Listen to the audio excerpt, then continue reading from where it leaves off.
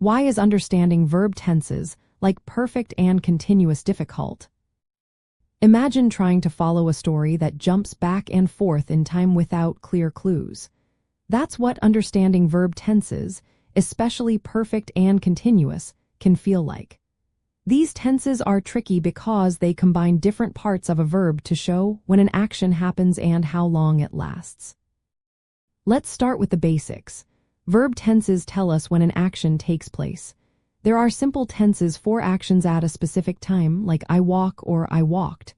Then there are perfect tenses that connect past actions to the present or future, like I have finished or I had finished.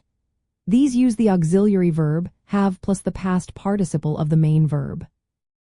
Lastly, continuous tenses show ongoing actions, such as I am walking or I was walking, using the auxiliary verb be and the ing form of the main verb. Now, perfect and continuous tenses combine these ideas. Perfect continuous tenses, like I have been working, show actions that started in the past and are still happening now or will continue into the future. They use have or has plus been and the ing form.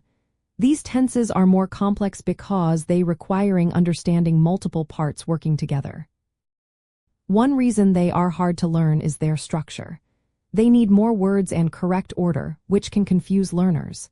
For example, mixing have and been with the main verb's ing form can be confusing at first.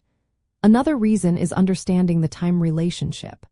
Knowing whether an action is finished or still happening depends on context, which can be tricky.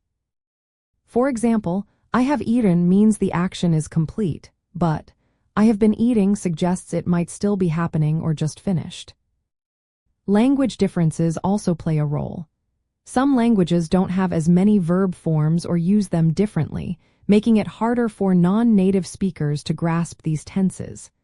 Plus, practicing with many examples helps, but without enough exposure, it's easy to get lost or make mistakes. In real life, using these tenses correctly makes your meaning clearer. Saying, I have been reading 4 hours, shows you've been doing it continuously, while I read the book just states a fact. Knowing when to use each tense helps you communicate more precisely.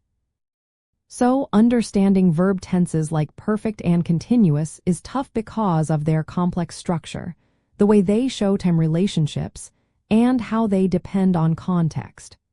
But with patience and practice, these tenses become easier to use, and your ability to express yourself clearly improves.